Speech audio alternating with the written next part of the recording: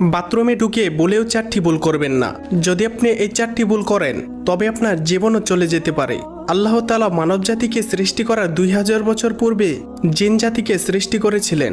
জিনেদের মধ্যে 2টি দল রয়েছে, একটি হলো ইমানদার জিন, আরেকটি হলো কাফির জিন। ইমানদার জিনেরা থাকে পবিত্র জায়গায়, মসজিদ মাদ্রাসায়, আর কাফির জিনেরা থাকে অপবিত্র জায়গায়, বাথরুমে। তাই বাথরুমে ঢুকে 3টি ভুল করবেন না।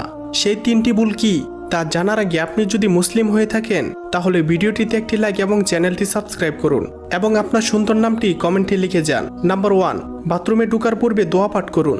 দোয়া না পারলে বিসমিল্লাহ পাঠ করুন এবং বাম পা দিয়ে বাথরুমে প্রবেশ করুন। নাম্বার 2, বাথরুমে গিয়ে আয়না দেখবেন না।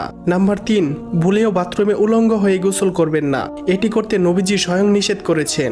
উলঙ্গ হয়ে গোসল করলে কাফের জিনেরা আপনার উপর আক্রমণ করতে পারে। নাম্বার 4, বাথরুমে ঢুকে সূরা বা দোয়া কালাম পাঠ করবেন না। এটি একটি মারাত্মক গুনাহ।